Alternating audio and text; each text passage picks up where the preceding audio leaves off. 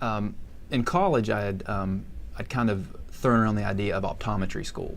When I graduated from Wesleyan, I decided to at least jump into the business for about a year before I applied and kind of took the next step, because I wasn't 100% sure. So I actually got hired here at Optical 101 at that point after I'd left Wesleyan, and didn't even take 6 months. I realized I didn't want to be the optometrist. I'd much rather be the business side of it. So just basically took a full-time job with him at that point, and it's led to ownership in the business. I've been here about 10 years, since '07, so this will be my 10th year. But yeah, it started with kind of the goal of optometry school, but then experiencing it in person made me want to do more business related stuff. The optometrist is the eye doctor. Most people will know them as eye doctor, not optometrist. But his job is to examine patients, do refractions, which is actually getting the prescription. Whatever's they're gonna need to help them see, fit contact lenses and things like that. My duties here, it's kind of a wide range, but the opticians are the ones who help select the eyewear, talk to the patient about the different lens options. It's pretty easy. Offer recommendations based on their prescription, where they're going to be wearing them, and also fitting them once the order's completed. And then in addition to that, I also do all the management related activities too. So hiring, firing, scheduling, you name it, dealing with vendors. I buy eyewear. I just came back from a show in New York City about 2 weeks ago. So I was up there for a weekend just looking at new glasses, new lens technology, equipment.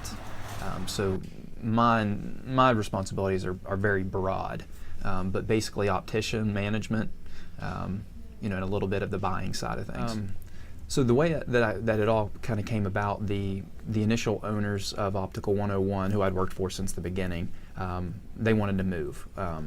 They were more from like the Midwest area of the states, so they wanted to move back out in that direction, and they were looking to sell the practice. So another optometrist, or actually our optometrist now, Dr. Brignoli, and I knew each other, and kind of thought, well, I've been working here forever. He's an optometrist. Let's try and make it work. So we ended up, kind of striking a deal and purchasing the practice together, 50-50. But being a small business in Morgantown, it has its challenges, but the student population certainly helps. It doubles the size of Morgantown when kids are in town, and obviously our location is tremendous for a small business.